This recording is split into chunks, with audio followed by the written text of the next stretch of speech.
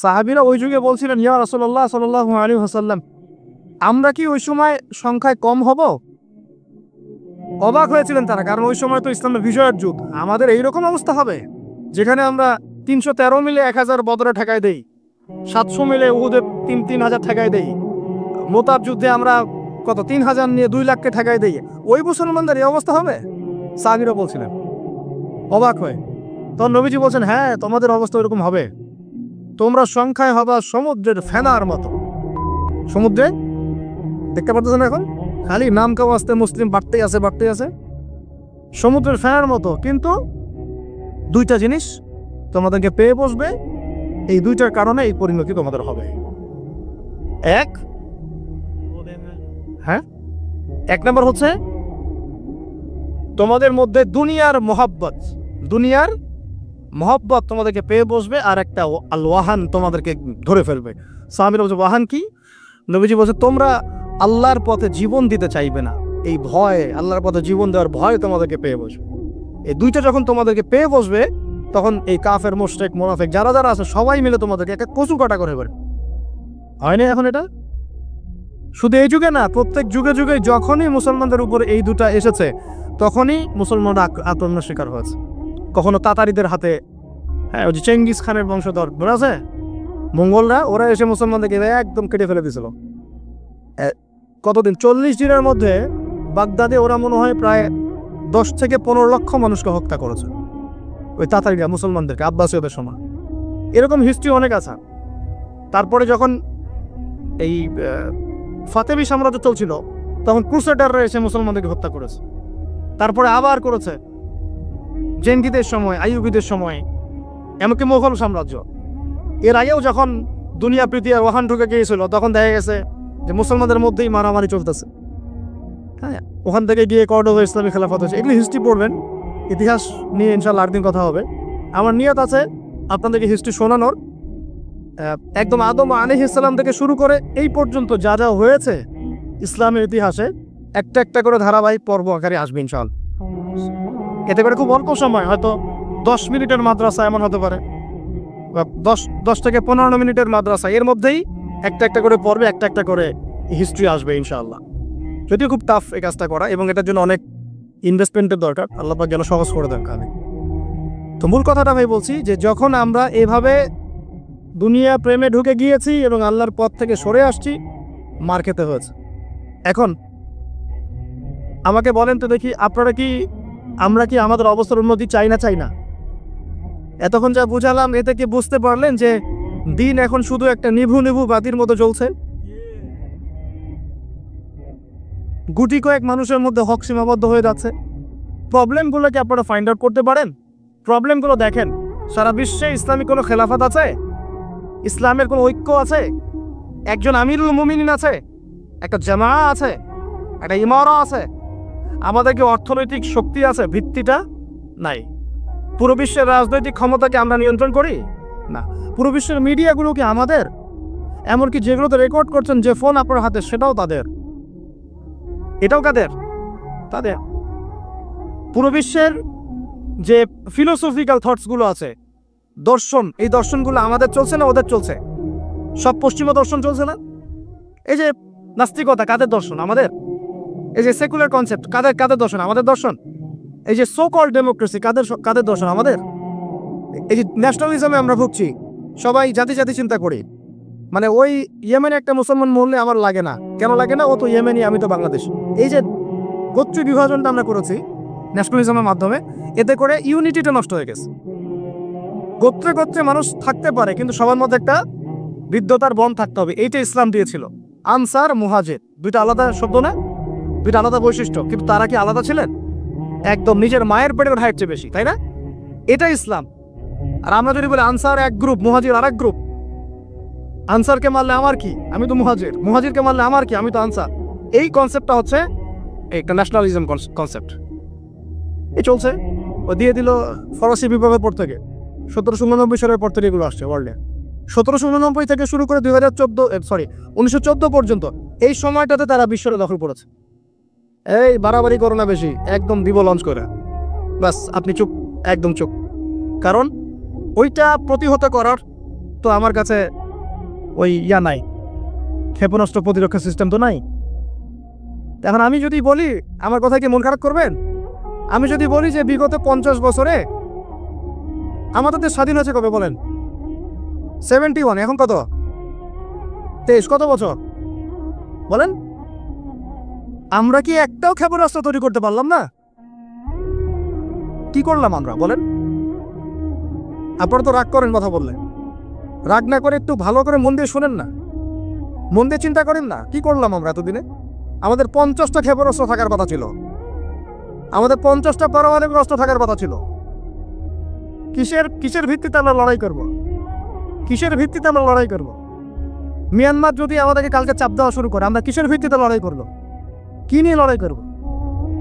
এমনকি পুরো মুসলিম বিশ্বের বড় বড় পরাশক্তিগুলোর সাথে আমাদের সম্পর্ক কতটুকু ভালো। ইরান বুঝে ফেলতেছে যে রাশিয়ার সহযোগিতার দরকার আছে, কারণ রাশিয়া হচ্ছে এখনকার আমেরিকাদের বিরুদ্ধে একটা সুপার পাওয়ার, তাই না? অনেক কান্ট্রি এখন ওদের সাথে যুদ্ধ করতে গেলে রাশিয়ার সাথে বন্ডিং করে। এটা ওয়ার্ল্ড অ্যাফেয়ার্স। আমরা বিগত 50 বছরে কি করতে পারি না, ব্যর্থতার ইতিহাস রচনা করা যাবে। কি বলতে চান আপনি? কি বলতে চান? এটা রচনা করা যাবে একটা ইতিহাস। পদে পদে দুর্নীতি করেছে, পদে পদে টাকা আত্মসাৎ হয়েছে, পদে পদে হক নষ্ট করা হয়েছে। এগুলো সব আমাদের সম্পদ ছিল, জনগণের ছিল। আমি কোনো পলিটিক্যাল পার্টি করি না, কখনো করিও নাই, আমার করারও কোনো শখ নাই। কিন্তু একজন জনগণ হিসেবে, সাধারণ জনগণ হিসেবে এই কথাগুলো বলছি। প্রত্যেক পদে পদে দুর্নীতি, টাকা আত্মসাৎ, সিস্টেম লস। কেন? একটা ছেলে যোগ্যতা আছে, চাকরি পাবে না কেন? ওই ছেলের যোগ্যতা আছে, কেন চাকরি পাবে না? আপনি আল্লাহর কাছে কি জবাব দিবেন? আপনারা বলেন, আপনারা আল্লাহর কাছে কি জবাব দিবেন? ওর যোগ্যতা আছে, কেন সে পেল না? কেন একটা গভর্নমেন্ট প্রতিষ্ঠানের মধ্যে পদে পদে আমাকে ফাইল ট্রান্সফার করতে হবে, সবাইকে টাকা খাওয়াতে হবে কেন? আমার তো যোগ্যতা আছে, আমি তো হকের উপর আছি। বিসিএস তো কোচিং আমিও করেছি, আমি তো ক্যাডার হতে পারতাম, আমি কেন হতে পারলাম না? কেন চান্স দিলেন না? কেন বড় বড় পরীক্ষার প্রশ্ন ফাঁস হয়ে যাবে? কেন একজন ডক্টর যাকে আমরা আমাদের ট্যাক্সের টাকা দিয়ে আমাদের ভাইরা বেতন দিচ্ছে, ও কেন দেরি করে হসপিটালে আসবে? কেন আসবে? কে ব্যবস্থা নিবে এগুলোর এগেইনস্টে? আমরা ব্যবস্থা নিতে পারবো? আপনাকেই তো লিখতে হবে। ওমর ইবনে খাত্তাবের মতো শাসক কে হবে? আপনাকে হতে হবে, আমরা তো হব না। আর আমাদের সেই যোগ্যতাও নাই, ইচ্ছাও নাই। আমরা দায়িত্ব নিতে চাই না, দায়িত্ব ছেড়ে দিতে চাই। ইসলাম কি বলে? দায়িত্ব নিতে বলে না ইসলাম। ইসলাম বলে যে যোগ্যকে দায়িত্ব দিয়ে দাও। কোন সাহাবী দায়িত্ব নিজেকে চেয়ে নেন নাই, কখন বলেছেন আমাকে দেওয়ার দরকার নেই, তাকে দিয়ে দাও। আবু বকর সিদ্দিকের পর ওমর ইবনে খাত্তাব পর্যন্ত বলছিলেন আমাকে দিয়েন না, প্রয়োজন আলীকে দেন, উসমানকে দেন। ওমরের মতো মানুষ এই কথা বলছিলেন। আর আমরা এখন কি করি ভাই? আমার চরিত্র সবচেয়ে ভালো, আমারে দেন, আমারে। খালি কিয়ামতটা হয়ে যাক, আল্লাহ পাক দাঁড় করাবেন সবগুলোকে সিরিয়ালে, দেখা যাবে কে কি জবাব দিতে পারে, দায়িত্ব কতটুকু বুঝাই দিতে পারে, এটা দেখা যাক। কেন এটা হবে? আমার কথা রাগ করেন না প্লিজ। এখন আমাদের 50টা পারমাণবিক অস্ত্র থাকার কথা ছিল, অ্যাটলিস্ট না থাকুক 5টা তো থাকার কথা ছিল। ওরা যদি আমাকে তাক করে রাখে, আমিও তাক করে রাখতাম। বেটা তুই মারলে আমি মেরে দিব, যা। উত্তর কোরিয়ার মতো একটা কান্ট্রি, আমার সাবজেক্টে এইগুলা, আমরা ইউনিভার্সিটিতে এগুলোই পড়েছি। ও একটা কান্ট্রি, কতটুকু কান্ট্রি জানেন? উত্তর কোরিয়া দক্ষিণ কোরিয়া একসময় মারামারি করতো, এ মারামারি লাগিয়ে দিয়েছিল পশ্চিমারা। পরে উত্তর কোরিয়ার প্রেসিডেন্ট ওই বলা থেকে বের হয়ে যায়, বলা থেকে বের হয়ে চায়নার সাথে বন্ডিং শুরু করে, রাশিয়ার সাথে বন্ডিং শুরু করে ওদের সাপোর্টে সে আস্তে আস্তে আস্তে নিউক্লিয়ার ডিভাইসগুলো তৈরি করা শুরু করেছে। করার পরে এখন এই মাত্র বেশি না, 20 থেকে 25 বছরে ওরা এমন একটা জায়গায় চলে গেছে, খাইতে পারুক না পারুক পারমাণবিক বোমা একদম তাক করে রেখে দিয়েছে। পশ্চিমারা ওখানে নাম করে দিতে পারে না। ও নাক গলে যে পারে আমার কাছে এসে আমাকে বলে স্যাংশন দিবে, আমাকে বলে তোমাকে ভিসা নীতি বাতিল করে দিব। আমাকে বলতে পারে, ওকে বলতে পারবে না তো, কারণ ওর কাছে ওইরকম অস্ত্র আছে, দিবে একটা মায়েরা, যা বেটা। ওর পার্ল হারবার আছে সামনে জাপানের ওখানে। কারণ এটা এমন একটা বিষয় যে একটা যদি সে মারে আর এও তো একটা মারতে পারবে। একটা বোমা পড়লে পুরো জাতি একদম মুহূর্তের মধ্যে ছাই হয়ে যাবে, ছাই। এজন্য এটা যুদ্ধ এত সহজে কেউ যেতে যাবে না। এটা হচ্ছে একটা মনস্তাত্ত্বিক শক্তি যে আমার কাছে আছে, তুই মারলে কিন্তু আমি মারতে পারি। এই মনস্তাত্ত্বিক শক্তিটাই দরকার ছিল, এখন নাই। আর ভাই এগুলো আমাদেরও তো অনেক দোষ, সব কিছু তো আমরা মানুষের উপর চাপাই দিয়ে বসে থাকা। আমরা যখন অ্যানালাইসিস করতে বসি সবাই মনে হয় যে বিজ্ঞ পণ্ডিত, কিন্তু আপনি তো দায়িত্ব নিয়ে সামনে আসছেন না, আপনি তো পড়াশোনা করে উপরে আসছেন না, আপনি তো জ্ঞান অর্জন করে মানুষকে বোঝানোর চেষ্টা করছেন না। আমরা তো আমাদের দায়িত্ব পালন করছি না, করছে কি? আল্লাহ পাক আমাদের সবাইকে বিচক্ষণ হওয়ার তৌফিক দান করেন। কয়টা সায়েন্টিস্ট তৈরি হয়েছে আমাদের, বলেন কয়টা সায়েন্টিস্ট তৈরি হয়েছে আমাদের জাতির মধ্যে? নাস্তিক তো ভরি ভরি তৈরি হচ্ছে। কয়টা সায়েন্টিস্ট তৈরি হয়েছে আমাদের ইউনিভার্সিটিগুলোর মধ্যে? কয়জন অর্থনীতিবিদ তৈরি হয়েছে ইউনিভার্সিটিগুলোর মধ্যে? আমিও তো পড়েছি ইউনিভার্সিটি।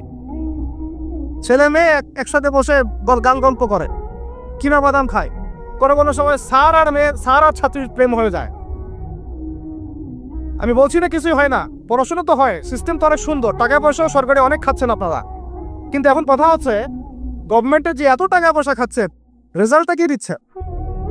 কি জাতি উপহার দিচ্ছেন আপনারা? কোন প্রজন্ম উপহার দিচ্ছেন? এগুলো কি গভর্নমেন্ট টাকা আপনারা কি মনে করেন? এই ট্যাক্সের টাকাকে কি মনে করেন? এগুলো মানুষের আমানত, রক্ত ঘাম করা পয়সা। আপনাকে বেতন দেওয়া হচ্ছে, আপনাকে ফ্ল্যাট দেওয়া হচ্ছে, আপনাকে গাড়ি দেওয়া হচ্ছে, ওগুলোর দিকে তো চোখ দেন না। আমরা একটু এক্স করলা গাড়িতে চললেই একদম নজরদারির মধ্যে চলে আসি, গাড়ি কোত্থেকে আসলো? আমার গাড়ির দাম তো 6 লাখ টাকা না 7 লাখ টাকা, আপনার গাড়ির দাম তো 50 লাখ টাকা। আর এগুলো আমাদেরকে মানুষ ভালোবেসে হাতিয়ে দিয়েছে। আপনাকে ভালোবেসে না দিলে আমি কি করতে পারি? আমার কিছু করার আছে? তো মূল জায়গাগুলো তো আমরা দেখি না। সব সমস্যা ইসলামকে নিয়ে চুলকানি নাকি? খালি ইসলামকে নিয়ে চুলকানি হয়? মূল জায়গায় আসেন। আমি বলেছি, চ্যালেঞ্জ করেছি, একটা মাঠের মধ্যে আপনি সমস্ত সেকুলার মহলের টিচারদেরকে একত্রিত করেন, আপনি উদ্যোগ নিয়ে করেন দেখি, করে সবার কোরআন তেলাওয়াত টেস্ট করেন। আমি চ্যালেঞ্জ করতেছি 10% কোরআন তেলাওয়াত ঠিক থাকবে না। আর তাদের হাতে আপনি একটা জাতি করতেছেন, তাহলে শিক্ষা তো এই অবস্থা হবেই। বাংলা তো আপনাকে শিখাবেই, আর কি শিখাবে? ইসলাম এবং জেনারেল শিক্ষা, ইসলামী শিক্ষা, এইটাকে সমন্বয় করাটা এখন সময়ের দাবি হয়ে গেছে। এই দুটোকে সমন্বয় না করতে পারলে আল্লাহর কসমে জাতিকে বাঁচাতে পারবেন না আপনি। এখন টিকটক দেখতেছেন, সামনে কোন টক আসবে আল্লাহ ভালো জানেন, আল্লাহ ভালো জানেন। এখানে আপনার ঘরেও তো দেখবেন যে একটা অপদার্থ পয়দা হয়ে গেল। কত এরকম ছেলে তার বাবা মাকে বৃদ্ধাশ্রমে পাঠিয়ে দিল, সন্তানের হাতে মা খুন হলো। এই তো কয়েকদিন আগে এক পুলিশ অফিসার খুন হয়েছিল এক সন্তানের হাতে, মনে নাই আপনাদের এগুলা? তাহলে আমরাই তো আমাদের ঘরে সাপ তৈরি করতেছি। ভাববেন না যে এগুলোর ফলে শুধু সমাজে একটা প্রভাব বিস্তার হবে, আমার ঘরে কিছু হবে না, কখনো না। আমিও এফেক্টেড হব, আমার ঘরেও আসবে। এখন আল্লাহ রাব্বুল আলামিনের কাছে গেলে দোয়া করতে পারি আমরা, আল্লাহ পাক যেন আমাদেরকে এমন যোগ্য ব্যক্তি উপহার দেন আল্লাহর পক্ষ থেকে। যেই হোক সে XYZ, হুএভার হি ইজ, আমরা কোনো দলের মানুষ না, কোনো পলিটিক্যাল পারসন না। XYZ যে হোক না কেন, আমরা চাই সৎ, যোগ্য, ইমানদার মানুষ, সৎ, যোগ্য, ইমানদার মানুষ, যারা তাদের এই ক্ষমতাটাকে, এই প্রতিভাটাকে দিনের জন্য কাজে লাগাবে ইনশাআল্লাহ। এরকম মানুষ চান না আপনারা? এটা দোয়া করতে হয়, আল্লাহ যেন কবুল করেন, আমিন। আর আমাদেরকেও হতে হবে আনুগত্যশীল, এবং আমরা শান্তিপূর্ণ কোনো পরিবেশের মধ্যে বিদ্রোহ করতে যাব না। কারণ এগুলো করলে রাষ্ট্রের আরও ক্ষতি হয়, উপকারের চেয়ে কি হয়, ক্ষতি বেশি হয়। আমরা দোয়া করব, চেষ্টা চালাবো, আল্লাহ রাব্বুল আলামিনের কাছে মুজাহাদা চালিয়ে যাব, এবং আমরা গঠনমূলক সমালোচনার মধ্য দিয়ে আমরা তাদের কাজের পজিটিভ নেগেটিভ বিষয়গুলো উপস্থাপন করতে পারি। এরপর যদি তারা দাওয়াত কবুল না করে, তাদের কবর তাদের, আপনার আমার কবর আমাদের, লাকুম দীনুকুম ওয়ালিয়াদিন। ব্যাস, এটা আমাদের দায়িত্ব। এখন আমার কথাটা আমি গুছিয়ে নিব, কনক্লুশনের দিকে একটু আমার দিকে মনোযোগ দেন। আর শেষে গিয়ে আমি আপনাদেরকে 5টা প্রশ্ন করবো। কয়টা ভাই? সেরা 5 জন, যে 5 জন অ্যান্সার দিতে পারবে তাদের জন্য আমি হাদিয়া নিয়ে আসছি। 5টা বই আমি আমার পক্ষ থেকে উপহার দেবো ইনশাআল্লাহ। ঠিক আছে? এই যে লেকচারটা দিয়েছি এর উপরেই 5টা প্রশ্ন হবে ইনশাআল্লাহ। দেখবো কে কতটুকু লেকচার শুনেছেন। কনক্লুশনটা এখন শুনেন। পুরো বিশ্বের প্রেক্ষাপটটা এখন আমাদের অনুকূলে না। আমার সাথে বলেন তো কি বললাম? পুরো বিশ্বের প্রেক্ষাপটটা আমাদের অনুকূলে না। বিশ্বের বড় বড় সেক্টরগুলো, মনে রাখবেন, বড় বড় সেক্টরগুলো হচ্ছে 1 রাজনীতি, 2 ভূ রাজনীতি, 3 অর্থনীতি, 4 সংস্কৃতি, 5 শিক্ষা এবং 6 প্রযুক্তি। কটা বললাম? 6টা। এই প্রতিটা বিষয়ে এখন আমরা নিয়ন্ত্রণ করি না, এটাই বাস্তব, এটাই সত্য। কারা নিয়ন্ত্রণ করে? ইসলামে দুশ্মনরা করে, ইসলামে দুশ্মনরা করে। তো এরা হচ্ছে এই বিষয়গুলো নিয়ন্ত্রণ করে, প্রতিটা বিষয়, প্রত্যেকটা বিষয়, ব্যাংকিং সিস্টেম থেকে শুরু করে পলিটিক্যাল অ্যাফেয়ার্স, এভরিথিং। আমাদের হাতে কিছু নাই, কিন্তু আমরা বললাম যে ফিউচারে ঈসা আলাইহিস সালাম আসবেন এবং এটা কায়েম করবেন, এই তো কনক্লুশন। তাহলে মাঝখানে যে সময়টা বাকি আছে, এই সময়টাতে কাদের হাতে বা কোন বৈশিষ্ট্য ধারণ করতে পারলে আমাদের হাতে এই বিজয়টা হবে, এই তো প্রশ্ন, না? এই না বিষয়টা? লাস্ট 100 বছর থেকে ওরা এই মিশনে হাঁটতে হাঁটতে হাঁটতে মোটামুটি এখন 70-80 ভাগ জায়গায় কিন্তু তখন করে ফেলেছে, ফেলে নাই? ওইটা আরেকটা ইস্যু। এখন মূল কথায় আসেন, তাহলে আমরা ফিউচারটাও জানি, বর্তমানটাও বুঝতে পারছি। মাঝখানে একটা প্রজন্ম দরকার। আমরা যদি আল্লাহর কবুলিয়ত পাই, হয়তো আমরা যদি এই সময়টা পেয়ে যাই, যদি আমরা না পাই আমাদের ফিউচার জেনারেশন, যদি তারা না পায় তাদের ফিউচার জেনারেশন, এভাবে হয়তো চলতে থাকবে। কখন সেই প্রজন্ম আসবে আর কোন বৈশিষ্ট্য তাদের থাকবে, এর আগে আমি জাস্ট আপনাদেরকে 2টা আয়াত শোনাচ্ছি। এক, আল্লাহ পাক বলছেন ইন তানসুরুল্লাহ ইয়ানসুরকুম, সূরা মুহাম্মাদে আছে, তোমরা যদি আল্লাহকে সাহায্য করো আল্লাহ তোমাদেরকে সাহায্য করবে। আমার সাথে বলে, তোমরা যদি আল্লাহকে সাহায্য করো আল্লাহ তোমাদেরকে সাহায্য করবে। মানে আল্লাহর কি সাহায্যের দরকার আছে? তোমরা আল্লাহকে সাহায্য করো বলতে তোমরা যদি আল্লাহর দ্বীনকে সাহায্য করো, তোমরা যদি আল্লাহর দ্বীনকে সাহায্য করো, আল্লাহ তোমাদেরকে সাহায্য করবেন। ওয়া ইউসাব্বিত আকদামাকুম, তোমাদের পা আল্লাহ পাক শক্ত করে দিবেন ইনশাআল্লাহ। একটা। 2 নাম্বার, ইন্নাল্লাহা লা ইউগাইয়িরু মা বিকওমিন হাত্তা ইউগাইয়িরু মা বিআনফুসিহিম, আল্লাহ পাক কোনো কওমের কোনো জাতির অবস্থা ততক্ষণ পর্যন্ত পরিবর্তন করেন না, সংশোধন করেন না, যতক্ষণ তারা নিজেরাই নিজেদের অবস্থা পরিবর্তনের চেষ্টা না করে। আয়াত তো পরিষ্কার। এখন তৈরন আবাবিল আসবে না, এসে ইসরায়েলে হামলা করবে না, পাথর নিক্ষেপ করবে না, এটা সেই যুগ না। এটা আবরাহার যুগ না যে হস্তি বাহিনীকে ধ্বংস করার জন্যে তৈরন আবাবিল আসবে, এটা সেই যুগ নয়। এখন আবাবিল আপনাকেই হতে হবে, আমাকেই হতে হবে। কথা কি বুঝতে পারছে? এটা নিজেদের তাকদীর, নিজেদের ভাগ্য, নিজেদের মানে ভবিষ্যৎ আল্লাহর উপর তাওয়াক্কুল করে তার হুকুম মেনে আমাদেরকে করতে হবে ইনশাআল্লাহ। আল্লাহ সাক্ষী থাকুন। আমি এমন প্রজন্ম চাই যেই প্রজন্মে প্রত্যেকটা মুসলিম পরিবারের 100% নামাজি মাসা। এটা না হওয়া পর্যন্ত বড় বড় বয়ান করেও কোনো লাভ নাই। এক, ঠিক আছে ভাই? রাজি আছি তো ইনশাআল্লাহ? আজকের পর থেকে নামাজ ছাড়বো? আল্লাহ পাক আমাদেরকে নামাজ সত্য করে ধরার তৌফিক দান করেন। আর নামাজটা ভালো করে শিখে নেবেন, ধীর স্থিরভাবে পড়বেন, তাড়াহুড়া করবেন না, ঠিক আছে? 3G 4G না, শান্তভাবে পড়বেন।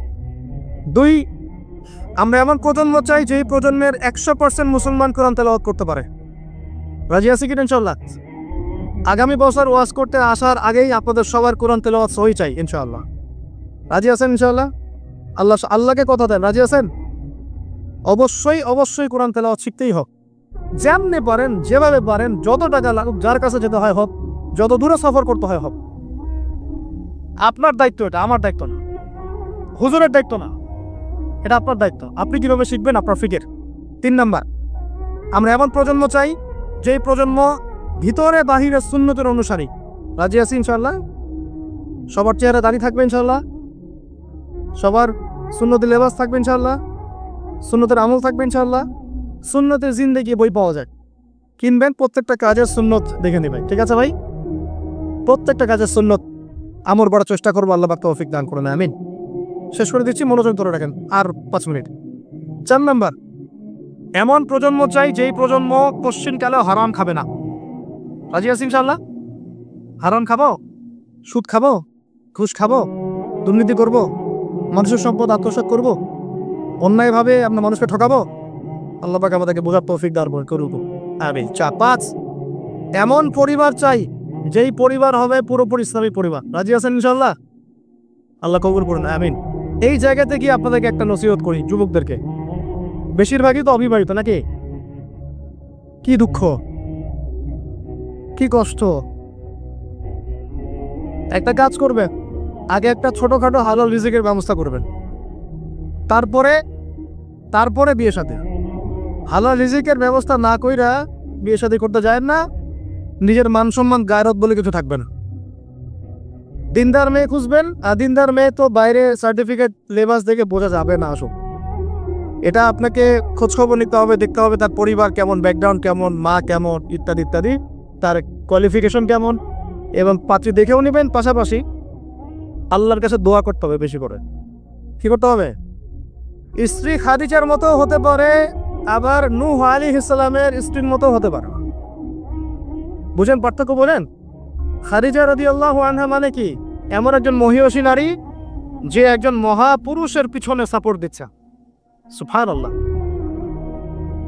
কি সাপোর্টটা দিয়েছেন দেন নাই নবী সাল্লাল্লাহু আলাইহি ওয়াসাল্লামকে পুরো নবুয়তের জীবনে। এটাও হতে পারে তাকদিরে। আবার নূহ আলাইহিস সালামের স্ত্রী, মনে আছে? লূত আলাইহিস সালামের স্ত্রী, তারা দুজন নবী, তারা দুজন জান্নাতি, তাদের স্ত্রীরা হবে জাহান্নামী। বলে নাউজুবিল্লাহ। তো এই জন্য তাকদির কারা দেয়? বাস আল্লাহর কাছেই বারবার ইস্তেখারা করে করে করে চেয়ে নিতে হবে, আল্লাহ আমাকে এমন একজন নেককার স্ত্রী দান করুন যিনি আমাকে আপনার পথে চলতে সাপোর্টিং হ্যান্ড হবে, আমাকে পিছন থেকে বুস্ট আপ করবে ইনশাআল্লাহ। আচ্ছা, ইনশাআল্লাহ ফ্যামিলি নিয়ে বিয়ে শাদী নিয়ে আরেকদিন ওয়াজ হবে ইনশাআল্লাহ। 5 কয়টা বলছি ভাই? 5টা না 6টা? 5টা। 6 নাম্বার, যে বাচ্চা কাচ্চা আছে আমাদের ভাই বোন, ছোট ছোট ছোট বাচ্চা কাচ্চা যেগুলো, এক একজনকে এক একজন মর্দে মুজাহিদ হিসেবে তৈরি করবে। বুঝিয়েছ ইনশাআল্লাহ? তাহলে ওদেরকে আমরা পড়াশোনা করাবো। কি পড়াশোনা করাবো? হ্যাঁ, কি পড়াবেন? আমটি নামটি নাকি Jack and Jill went up the hill, twinkle twinkle, কি পড়াবে? আর কচি মাথাটাকে তো সময় নষ্ট করে ফেলতেছেন। বাচ্চা কাচ্চাদেরকে ইসলামিক মূল্যবোধ দিয়ে বড় কর। প্লিজ ভাই বসেন, একটু এগুলো করেন না, শেষ করতে দেন, পরিবেশটা বজায় রাখেন। আর 4টা পয়েন্ট, কয়টা বল? 6টা বলছি না? 7 নম্বর হচ্ছে আল্লাহ পাক আমাদেরকে প্রতিভা দিয়েছেন না সবাইকে। কেউ লিখতে পারে, কেউ বলতে পারে, কেউ ব্যবসা ভালো বোঝে, কেউ ইন্টারনেট সেকশন ভালো বোঝে, এরকম আছে না? আল্লাহ পাক আপনাকে যা দিয়েছেন ওইটাকেই দিনের জন্য কাজে লাগাবে। রাজি আছেন? চলো। 8 নাম্বার, আমাদের প্রত্যেক পরিবারের মা বোনদেরকে খাস পর্দা রাখতে হবে। নাস্তিকরা কি বলে বলুক, সেগুলারা কি বলে বলুক, ইউনিভার্সিটি টিচার কি বলে বলুক, নেকাব খুলতে বাধ্য করে কি করে করুক, আপনি আপনার পরিবারকে পর্দা রাখবেন। যদি ওদিকে দেখেন যে কোনোভাবেই কাজ হচ্ছে না, ওই জগৎ ছেড়ে দিয়ে বাসা চলে আস। দরকার নেই পড়াশোনা। আমি আমার মেয়েকে মাদ্রাসায় পড়া, দরকার নেই আমার ওই পড়াশোনা। ঠিক আছে? প্রয়োজনে নিজে প্রতিষ্ঠান করে আপনার সন্তানকে পড়াবেন। আপনার সামর্থ্য আছে, নিজেও প্রতিষ্ঠান করেন, করে সন্তানকে পড়াশোনা করেন ইনশাআল্লাহ। আগে কি প্রতিষ্ঠান ছিল নাকি? যে যুগটা সোনালী যুগ, ওই যুগে কোনো শিক্ষা প্রতিষ্ঠানই ছিল না। মানুষ ওস্তাদের কাছে ম্যান টু ম্যান পড়তো। একজনের কাছে কোরআন, একজনের কাছে হাদিস, একজনের কাছে উসুল, একজনের কাছে আরবি, এভাবে পড়তো মানুষ। ওরা মানুষ হয় নাই? তো এখন পরিবেশ গড়ে তোলার ফিকির করব। যদি না পারি, আমার সন্তানকে আমি ইসলামিক লাইনে পড়াবো ইনশাআল্লাহ। সামর্থ্য থাকলে নতুন নতুন প্রতিষ্ঠান গড়ে তুলবো ইনশাআল্লাহ। ওয়াজ করে আমার কোনো লাভ নাই, তৌফিক দান করেন। সাহাবীদের যুগে, যেই যুগে মুসলমানরা বিশ্বকে শাসন করেছিল, ওই যুগে একটা ঘর ছিল না যেই ঘরে এমন একজন মানুষ ছিল যে কোরআন তেলাওয়াত করতে পারতো না। একটা বাড়ি দেখাতে পারবেন না যে বাড়ির মধ্যে এমন কোনো মানুষ আছে যে কোরআন তেলাওয়াত করতে পারে না। পারবেন? সাহাবীদের যদি একজন সাহাবী দেখাতে পারবেন যে কোরআন তেলাওয়াত করতে পারতেন না? সাহাবীদের যুগে আপনি এমন একটা ঘর দেখাতে পারবেন যেখানে হাফেজে কোরআন নাই? সাহাবীদের যুগে আপনি দেখান, আমাকে দেখান, একটা বাড়ি দেখান যেখানে দ্বীনি ইলমের গভীরতা নাই এমন মানুষ আছে? পাবেন? ওই যুগে আমরা বিশ্বকে শাসন করেছি না। আর এখন ওই যে বললাম, যদি বলি কোরআনের জন্য কে কে জীবন দিতে চান, সবাই হাত উঠাও। এমনকি যদি অতি উৎসাহে কাউকে বলা হয় রাস্তায় নামতে হবে, দেখবেন রাস্তায় নেমে যাবে। বুঝুক আর নাই বুঝুক, কিসের জন্য নামছে সে জানে না, অত কিছু বুঝে না। আবেগ, ওয়াল্লাহি আল্লাহর কসম করে বলছি, আবেগ দিয়ে এই বাংলার জমিনে দিন কায়েম হবে না। যদি হতো তাহলে 100 বছর আগেই হতো, যদি হতো তাহলে অনেক আগেই হতো। এখনো হয়নি কেন? আর হয়নি যে, এটা কি আপনারা বুঝেন? আমি এখানে কি করছি? দিনের দাওয়াত দিচ্ছি। কি করছি ভাই? দাওয়াত তো ঠিক বলা যাবে না, এটা হচ্ছে ইসলাহি কথা, ইসলাহি মজলিস। দাওয়াত মানুষ দেয় অমুসলিমদেরকে, অমুসলিমদেরকে ইসলামের দাওয়াত দেওয়া হয়। আপনারা সবাই মুসলিম, আপনাদেরকে দাওয়াত দেওয়ার কিছু আছে? কালিমা লা ইলাহা ইল্লাল্লাহ আপনারা তো সবাই বুঝেন, হয়তো বুঝেও শিরক করতে পারে, এটা আলাদা বিষয়। অনেকে কালিমা পরে ঠিকই কিন্তু শিরক করে, আকীদার মধ্যে শিরক থাকে, আমলের শিরক থাকে, কথায় শিরক থাকে, কিন্তু বেসিক্যালি আমরা তো সবাই মুসলিম পরিবার থেকে আসছি, আসি নাই? মাশাআল্লাহ। তা আপনাদেরকে আমি ইসলাহের জন্য কথা বলতে পারি, ইসলাহি কথা। মূল কথা হচ্ছে আমি আপনাদেরকে ইসলাহ সংশোধনের কথা বলছি। আমি এখানে দিন কায়েম করতে পারবো না, সেই অথরিটি, সেই সভরেন্টি আমার কাছে নাই। কি নাই? সেই অথরিটি, সভরেন্টি আমার কাছে নাই। এই এলাকায় যদি কেউ মদ পান করে, আপনি কি তাকে 40টা বেত্রাঘাত করতে পারবেন? আপনি কেন, যিনি এখানকার দায়িত্বশীল তিনিও পারবেন না। পারবেন? খোলামেলা কথা বলেন, পারবে? একজন যদি চুরি করে, ওই যে মসজিদে শীতকালে চোর বেড়ে যায় না, এখন চুরি তো বেড়ে গেছে, আপনারা বুঝেন না? চুরি বেড়েছে সমাজেও, চুরি বেড়েছে অর্থনীতিতে, চুরি বেড়েছে দায়িত্বে। মানুষ দায়িত্বে চুরি করে, অর্থনীতির মধ্যে চুরি করে, মানুষ আমানতের খেয়ানত করে। এটাই তো এই যুগ। প্রত্যেকটা জায়গায় খেয়ানত, প্রতিটা জায়গাতে খেয়ানত। কোত্থেকে শুরু করব? মনে করেন আমি গিয়েছি বাজারে, আপনি গিয়েছেন বাজারে, ওই যে বাজারে পণ্য কিনছেন, সবজি, মাছ, মাংস, ওর মধ্যেও চুরি আছে। ওখানে পেস্টিসাইড মিশিয়েছে, প্রতারণা। মাপে কম দিচ্ছে, প্রতারণা। ফের দিয়ে দিচ্ছে, চুরি। এগুলো কি বলেন? সোজা কথা, এগুলো কি? চুরি, প্রতারণা। তো এবার এ যে প্রতারণা করে যে টাকাগুলো আমার কাছ থেকে নিল, ওই টাকা আবার অন্যায়ভাবে আর এক দল চাঁদাবাজ এসে নিয়ে গেল। জালেমের উপর জুলুম, জালেমের উপর জুলুম। ওই চাঁদাবাজরে আবার রাস্তায় আটকাইলো আরো বড় জালে। তাদের আবার কিছু পোশাকও আছে, ঠিক আছে, ইউনিফর্ম। তো সে আবার ওখান থেকে, তার কাছ থেকে আবার সে খেলো, সেও পার পেল না। তার বড়জন যে, সে আবার ওর কাছ থেকে খেলো। এ করতে করতে করতে করতে টপ টু বটম সবই চোর। টপ টু বটম সব কি? এখন চুরির শাস্তি কি? কোরআনে আল্লাহ পাক বলছেন সূরা মাঈদার মধ্যে, উলামায়ে কেরাম আছেন, আপনারা পরে জেনে নেবেন। এই ওয়াজ মাহফিলে সব কিন্তু টু দ্য পয়েন্ট আপনার বলা যাবে না, আয়াতগুলা সময় পাওয়া যায় না। এটা হচ্ছে একটা, আপনাকে বুস্ট আপ করতে পারি, ধরিয়ে দিতে পারি। এখানে চোর ছেলে হোক আর মেয়ে হোক, হাতটা কবজি পর্যন্ত কেটে ফেল। কি পর্যন্ত? এটা আমি জাস্ট আপনাকে বলতে পারবো। এখন কোরআনে আছে, হাদিসে আছে, আমি খেলে আপনাকে বলতে পারবো, আপনি শুনলেন, এতটুকুই। কিন্তু আপনাকে সর্বোচ্চ ক্ষমতা দিলে আপনি এটা করতে পারবেন না। এখন এটা সামনে আসবে, এটা আমরা জানি। এখনকার সময়টা কঠিন, এটাও আমরা জানি। মাঝখানে একটা প্রজন্ম তৈরি হবে ইনশাআল্লাহ, এটাও আমরা জানি। যেই প্রজন্ম আমাদের মতো টিকটক প্যারালাইজ প্রজন্ম হবে না, যেই প্রজন্ম ইনশাআল্লাহ তাআলা কোরআন সুন্নাহকে হাতে নিয়ে ওদেরকে চ্যালেঞ্জ করবে। এটা নবীজি বলেও গিয়েছেন, লা তাযালু তাইফাতুম মিন উম্মতি যাহিরিনা আলাল হক লা ইয়াদুররুহুম মান খাযিলাহুম। আমার উম্মতের একটা দল সর্বদাই হকের উপর থাকবে। অন্য হাদিসে আসছে তারা যুদ্ধ করতে থাকবে, বিরোধিতাকারীরা ওদের কোনো ক্ষতি করতে পারবে না। সাহাবীরা জিজ্ঞাসা করলেন, তারা কোথায় এই কাজটা করবে ইয়া রাসূলুল্লাহ সাল্লাল্লাহু আলাইহি ওয়াসাল্লাম? নবীজি বললেন, বাইতুল মুকাদ্দাস ওয়া মা হাওলাহা। এই যে জেরুজালেম, বাইতুল মুকাদ্দাস এবং তার চারপাশে তারা এই কাজ করতে থাকবে।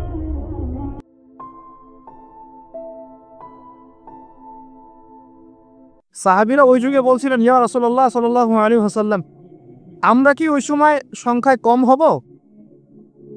অবাক হয়েছিলেন তারা, কারণ ওই সময় তো ইসলামের বিজয়ের যুগ। আমাদের এইরকম অবস্থা হবে যেখানে আমরা 313 মিলে 1000 বদরে ঠেকাই দেই, 700 মিলে উহুদে 3000 ঠেকাই দেই, মোতাব যুদ্ধে আমরা কত 3000 নিয়ে 2 লাখকে ঠেকাই দেই। ওই মুসলমানদের এই অবস্থা হবে? সাহাবীরা বলছিলেন অবাক হয়ে। তখন নবীজি বলছেন, হ্যাঁ, তোমাদের অবস্থা ওইরকম হবে। তোমরা সংখ্যায় হবা সমুদ্রের ফেনার মতো। সমুদ্রে দেখতে পারতেছেন এখন খালি নাম কাও আসতে মুসলিম বাড়তেই আছে। সমুদ্রের ফেনার মতো। কিন্তু দুইটা জিনিস তোমাদেরকে পেয়ে বসবে, এই দুইটার কারণে এই পরিণতি তোমাদের হবে।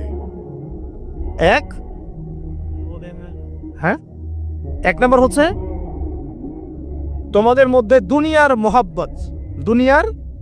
মহব্বত তোমাদেরকে পেয়ে বসবে, আর একটা আল ওয়াহান তোমাদেরকে ধরে ফেলবে। সাহাবীরা বলছে, ওয়াহান কি? নবীজি বলছে, তোমরা আল্লাহর পথে জীবন দিতে চাইবে না। এই ভয়, আল্লাহর পথে জীবন দেওয়ার ভয় তোমাদেরকে পেয়ে বসবে। এই দুইটা যখন তোমাদেরকে পেয়ে বসবে, তখন এই কাফের, মুশরিক, মুনাফিক যারা যারা আছে সবাই মিলে তোমাদেরকে একটা কচু কাটা করে ফেলবে। হয় না এখন? এটা শুধু এই যুগে না, প্রত্যেক যুগে যুগে যখনই মুসলমানদের উপর এই দুটা এসেছে, তখনই মুসলমানরা আক্রমণের শিকার হয়েছে। কখনো তাতারিদের হাতে, হ্যাঁ, ওই যে চেঙ্গিস খানের বংশধর মনে আছে, মঙ্গলরা, ওরা এসে মুসলমানদেরকে একদম কেটে ফেলে দিয়েছিল। কতদিন? 40 দিনের মধ্যে বাগদাদে ওরা মনে হয় প্রায় 10 থেকে 15 লক্ষ মানুষকে হত্যা করেছে, ওই তাতারিরা মুসলমানদেরকে আব্বাসীয়দের সময়। এরকম হিস্ট্রি অনেক আছে। তারপরে যখন এই ফাতেমি সাম্রাজ্য চলছিল তখন ক্রুসেডাররা এসে মুসলমানদেরকে হত্যা করেছে। তারপরে আবার করেছে জেনগিদের সময়, আইয়ুবিদের সময়, এমনকি মোগল সাম্রাজ্য। এর আগেও যখন দুনিয়া প্রীতি আর ওহান ঢুকে গিয়েছিল তখন দেখা গেছে যে মুসলমানদের মধ্যেই মারামারি চলতেছে। হ্যাঁ, ওখান থেকে গিয়ে কর্ডোবা ইসলামী খেলাফত হয়েছে। এগুলো হিস্ট্রি পড়বেন, ইতিহাস নিয়ে ইনশাল্লাহ আরেকদিন কথা হবে।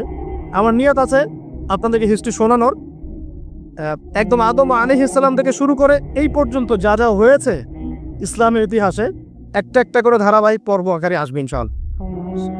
এতে করে খুব অল্প সময়, হয়তো 10 মিনিটের মাদ্রাসা এমন হতে পারে, বা 10 থেকে 15 মিনিটের মাদ্রাসা, এর মধ্যেই একটা একটা করে পর্বে একটা একটা করে হিস্ট্রি আসবে ইনশাআল্লাহ। যদিও খুব টাফ এই কাজটা করা, এবং এটার জন্য অনেক ইনভেস্টমেন্টের দরকার। আল্লাহ পাক যেন সহজ করে দেন কানে। তো মূল কথাটা ভাই বলছি যে যখন আমরা এভাবে দুনিয়া প্রেমে ঢুকে গিয়েছি এবং আল্লাহর পথ থেকে সরে আসছি, মার খেতে হয়েছে। এখন আমাকে বলেন তো দেখি, আমরা কি আমাদের অবস্থার উন্নতি চাই না? এতক্ষণ যা বুঝালাম এতে কি বুঝতে পারলেন যে দিন এখন শুধু একটা নিভু নিভু বাতির মতো জ্বলছে? গুটি কয়েক মানুষের মধ্যে হক সীমাবদ্ধ হয়ে যাচ্ছে। প্রবলেমগুলো কি আপনারা ফাইন্ড আউট করতে পারেন? প্রবলেমগুলো দেখেন। সারা বিশ্বে ইসলামী কোনো খেলাফত আছে? ইসলামের কোনো ঐক্য আছে? একজন আমিরুল মুমিনিন আছে? একটা জামা আছে? একটা ইমারা আছে? আমাদের কি অর্থনৈতিক শক্তি আছে? ভিত্তিটা নাই। পুরো বিশ্বের রাজনৈতিক ক্ষমতাকে আমরা নিয়ন্ত্রণ করি না। পুরো বিশ্বের মিডিয়াগুলো কি আমাদের? এমনকি যেগুলোতে রেকর্ড করছেন, যে ফোন আপনার হাতে, সেটাও তাদের। এটাও কাদের? তাদের। পুরো বিশ্বের যে ফিলোসফিক্যাল থটসগুলো আছে, দর্শন, এই দর্শনগুলো আমাদের চলছে না ওদের চলছে? সব পশ্চিমা দর্শন চলছে না? এই যে নাস্তিকতা, কাদের দর্শন? আমাদের। এই যে সেকুলার কনসেপ্ট, কাদের দর্শন? আমাদের দর্শন। এই যে সো কল্ড ডেমোক্রেসি, কাদের দর্শন? আমাদের। এই যে ন্যাশনালিজমে আমরা ভুগছি, সবাই জাতি চিন্তা করি। মানে ওই ইয়েমেনে একটা মুসলমান মরলে আমার লাগে না। কেন লাগে না? ও তো ইয়েমেনি, আমি তো বাংলাদেশ। এই যে গোত্রীয় বিভাজনটা আমরা করেছি ন্যাশনালিজমের মাধ্যমে, এতে করে ইউনিটিটা নষ্ট হয়ে গেছে। গোত্রে মানুষ থাকতে পারে, কিন্তু সবার মধ্যে একটা বিদ্যতার বন থাকতে হবে। এইটা ইসলাম দিয়েছিল। আনসার, মুহাজির, দুইটা আলাদা শব্দ না, দুইটা আলাদা বৈশিষ্ট্য, কিন্তু তারা কি আলাদা ছিলেন? একদম নিজের মায়ের পেটের ভাইয়ের চেয়ে বেশি, তাই না? এটা ইসলাম। আর আমরা যদি বলি আনসার এক গ্রুপ, মুহাজির আর এক গ্রুপ, আনসারকে মারলে আমার কি, আমি তো মুহাজির, মুহাজিরকে মারলে আমার কি, আমি তো আনসার। এই কনসেপ্টটা হচ্ছে একটা ন্যাশনালিজম কনসেপ্ট। এই চলছে।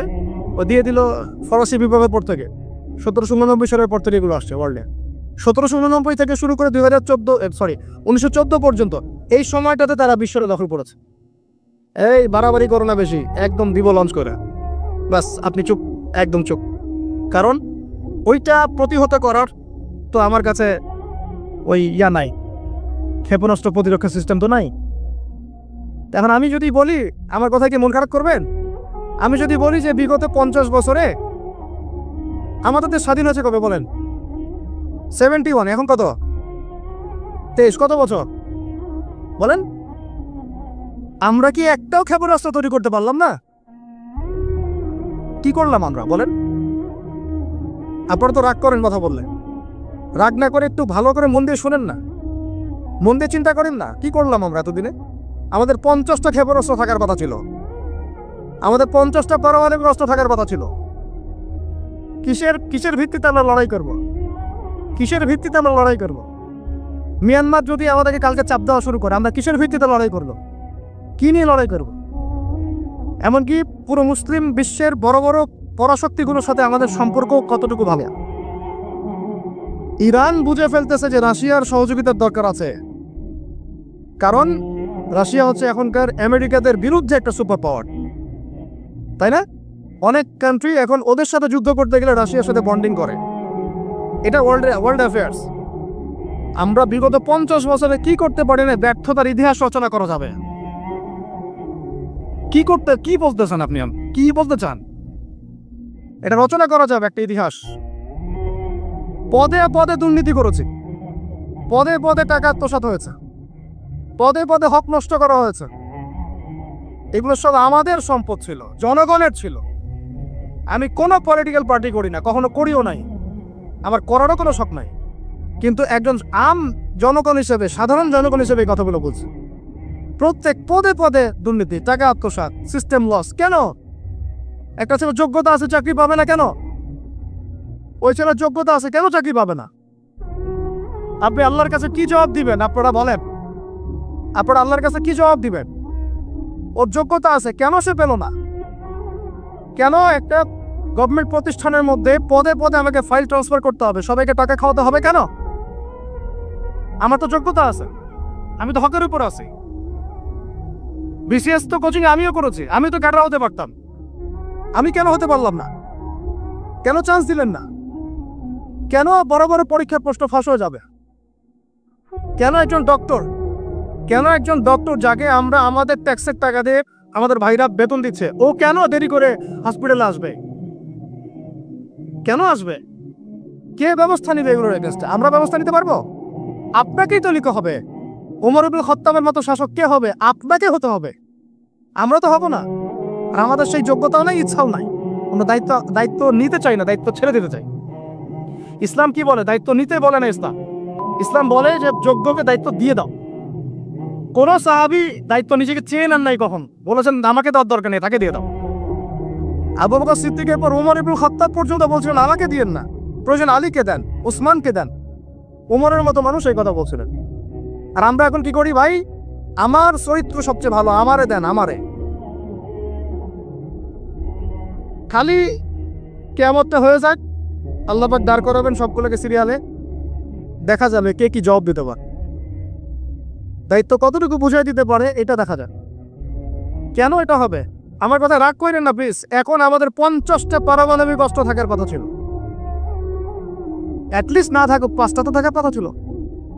ওরা যদি আমাকে তাক করে রাখে, আমিও তাক করে রাখতাম। বেটা তুই মারলে আমি মেরে দিব, যা। উত্তর কোরিয়ার মতো একটা কান্ট্রি, আমার সাবজেক্টে এইগুলা, আমরা ইউনিভার্সিটিতে এগুলোই পড়েছি। ও একটা কান্ট্রি, কতটুকু কান্ট্রি জানেন? উত্তর কোরিয়া দক্ষিণ কোরিয়া একসময় মারামারি করতো, এ মারামারি লাগিয়ে দিয়েছিল পশ্চিমারা। পরে উত্তর কোরিয়ার প্রেসিডেন্ট ওই বলা থেকে বের হয়ে যায়, বলা থেকে বের হয়ে চায়নার সাথে বন্ডিং শুরু করে, রাশিয়ার সাথে বন্ডিং শুরু করে ওদের সাপোর্টে সে আস্তে আস্তে আস্তে নিউক্লিয়ার ডিভাইসগুলো তৈরি করা শুরু করেছে। করার পরে এখন এই মাত্র বেশি না, 20 থেকে 25 বছরে ওরা এমন একটা জায়গায় চলে গেছে, খাইতে পারুক না পারুক পারমাণবিক বোমা একদম তাক করে রেখে দিয়েছে। পশ্চিমারা ওখানে নাম করে দিতে পারে না। ও নাক করে যে পারে আমার কাছে এসে আমাকে বলে স্যাংশন দিবে, আমাকে বলে তোমাকে ভিসা নীতি বাতিল করে দিব, আমাকে বলতে পারে, ওকে বলতে পারবে না তো, কারণ ওর কাছে ওইরকম অস্ত্র আছে, দিবে একটা মায়েরা, যা বেটা। ওর পার্ল হারবার আছে সামনে জাপানের ওখানে। কারণ এটা এমন একটা বিষয় যে একটা যদি সে মারে আর এও তো একটা মারতে পারবে। একটা বোমা পড়লে পুরো জাতি একদম মুহূর্তের মধ্যে ছাই হয়ে যাবে, ছাই। এজন্য এটা যুদ্ধ এত সহজে কেউ যেতে যাবে না। এটা হচ্ছে একটা মনস্তাত্ত্বিক শক্তি যে আমার কাছে আছে, তুই মারলে কিন্তু আমি মারতে পারি। এই মনস্তাত্ত্বিক শক্তিটাই দরকার ছিল, এখন নাই। আর ভাই এগুলো আমাদেরও তো অনেক দোষ, সব কিছু তো আমরা মানুষের উপর চাপাই দিয়ে বসে থাকা।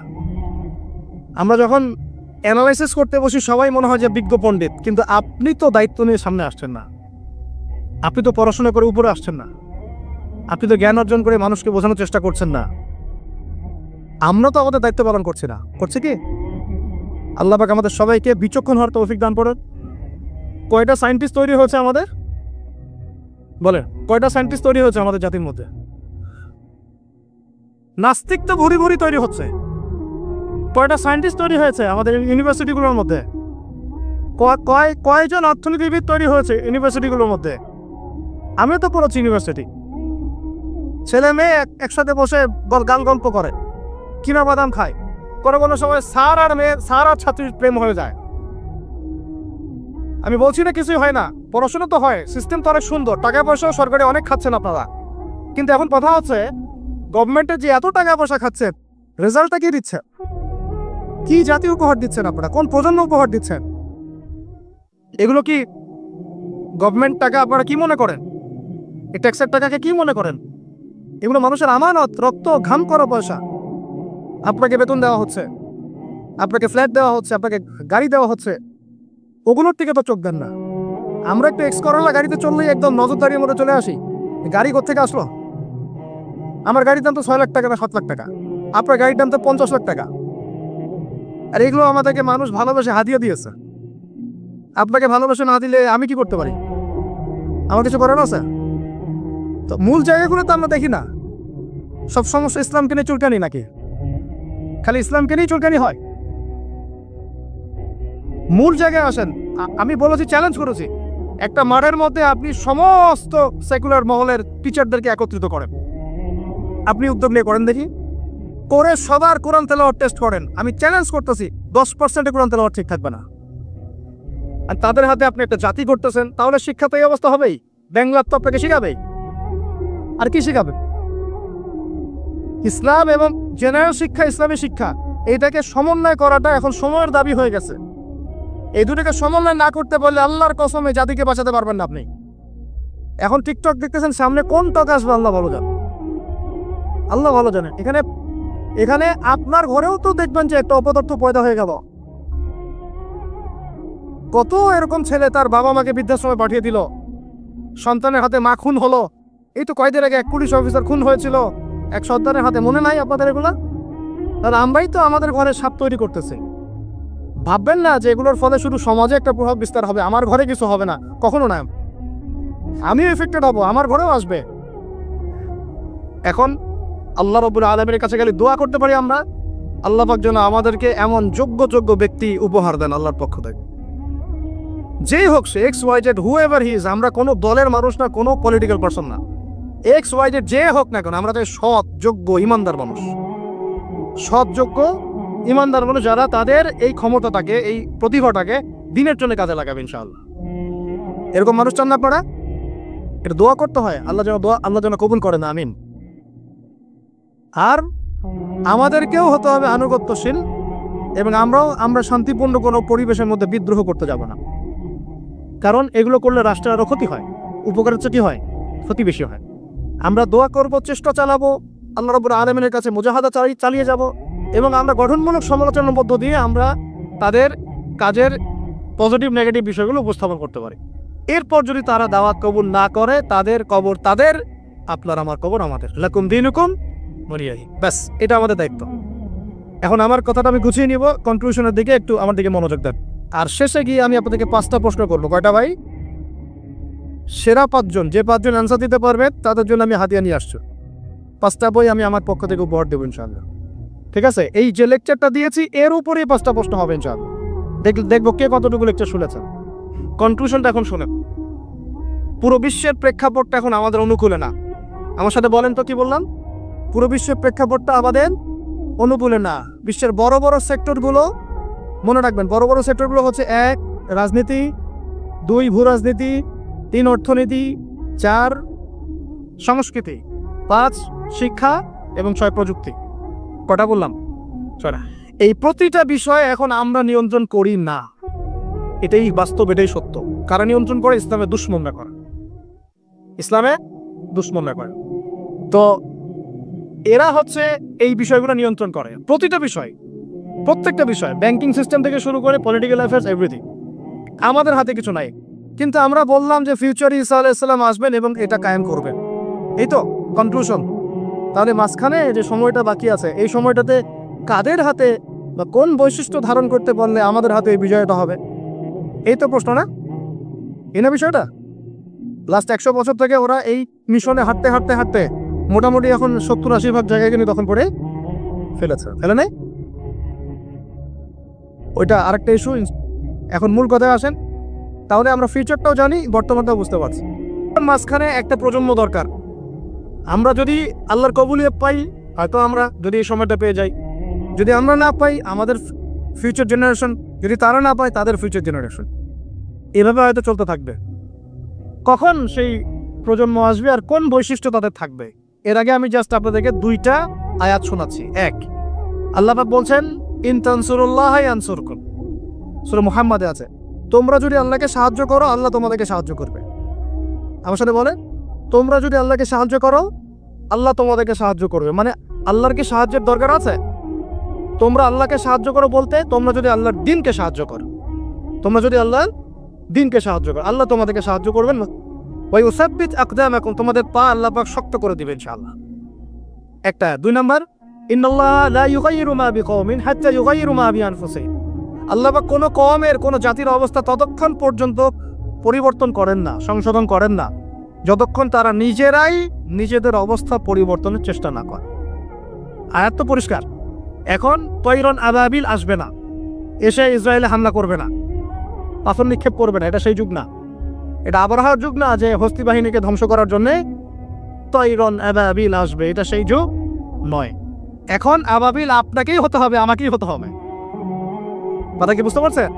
এটা নিজেদের তাকদীর, নিজেদের ভাগ্য, নিজেদের মানে ভবিষ্যৎ আল্লাহর উপর তাওয়াক্কুল করে তার হুকুম মেনে আমাদেরকে করতে হবে ইনশাআল্লাহ। আল্লাহ সাক্ষী থাকুন। আমি এমন প্রজন্ম চাই যেই প্রজন্মে প্রত্যেকটা মুসলিম পরিবারের 100% নামাজি মাসা। এটা না হওয়া পর্যন্ত বড় বড় বয়ান করেও কোনো লাভ নাই। এক, ঠিক আছে ভাই? রাজি আছি তো ইনশাআল্লাহ? আজকের পর থেকে নামাজ ছাড়বো? আল্লাহ পাক আমাদেরকে নামাজ সত্য করে ধরার তৌফিক দান করেন। আর নামাজটা ভালো করে শিখে নেবেন, ধীর স্থিরভাবে পড়বেন, তাড়াহুড়া করবেন না, ঠিক আছে? 3G 4G না, শান্তভাবে পড়বেন। 2, আমরা এমন প্রজন্ম চাই যেই প্রজন্মের 100% মুসলমান কোরআন তেলাওয়াত করতে পারে। রাজি আছি কি ইনশাআল্লাহ? আগামী বছর ওয়াজ করতে আসার আগেই আপনাদের সবার কোরআন তেলাওয়াত সহি চাই ইনশাআল্লাহ। রাজি আছেন ইনশাআল্লাহ? আল্লাহকে কথা দেন, রাজি আছেন? অবশ্যই কোরআন তেলাওয়াত শিখতেই হোক। যেমনি পারেন, যেভাবে পারেন, যত টাকা লাগুক, যার কাছে যেতে হয় হোক, যত দূরে সফর করতে হয় হোক। আপনার দায়িত্ব এটা, আমার দায়িত্ব না, হুজুরের দায়িত্ব না, এটা আপনার দায়িত্ব। আপনি কিভাবে শিখবেন আপনার ফিকির। 3 নাম্বার, আমরা এমন প্রজন্ম চাই যেই প্রজন্ম ভিতরে বাহিরে সুন্নতের অনুসারী। রাজি আছি ইনশাআল্লাহ? সবার চেহারা দাড়ি থাকবে ইনশাআল্লাহ, সবার সুন্নতের লেবাস থাকবে ইনশাআল্লাহ, সুন্নতের আমল থাকবে ইনশাআল্লাহ। সুন্নতের জিন্দেগি বই পাওয়া যায়, কিনবেন, প্রত্যেকটা কাজের সুন্নত দেখে নেবেন, ঠিক আছে ভাই? প্রত্যেকটা কাজের সুন্নত আমল করার চেষ্টা করবো, আল্লাহ পাক তৌফিক দান করেন, আমিন। শেষ করে দিচ্ছি, মনোযোগ ধরে রাখেন, আর 5 মিনিট। 4 নাম্বার, এমন প্রজন্ম চাই যেই প্রজন্ম কোশ্চিনকালেও হারাম খাবে না। রাজি আছি ইনশাআল্লাহ? হারাম খাবো, সুদ খাবো, ঘুষ খাবো, দুর্নীতি করব, মানুষের সম্পদ আত্মসাৎ করব, অন্যায়ভাবে আমরা মানুষকে ঠকাবো? আল্লাহ পাক আমাদেরকে বোঝার তৌফিক দান করুক, আমিন। 4, এমন পরিবার চাই যেই পরিবার হবে পুরোপুরি ইসলামী পরিবার। রাজি আছেন ইনশাআল্লাহ? আল্লাহ কবুল করুন, আমিন। এই জায়গাতে গিয়ে আপনাদেরকে একটা নসিহত করি যুবকদেরকে, বেশিরভাগই তো অবিবাহিত নাকি? কি দুঃখ, কি কষ্ট। একটা কাজ করবেন, আগে একটা ছোটখাটো হালাল রিজিকের ব্যবস্থা করবেন, তারপরে বিয়ে শাদী। হালাল রিজিকের ব্যবস্থা না কইরা বিয়ে শাদী করতে যায় না, নিজের মান সম্মান গায়রত বলে কিছু থাকবে না।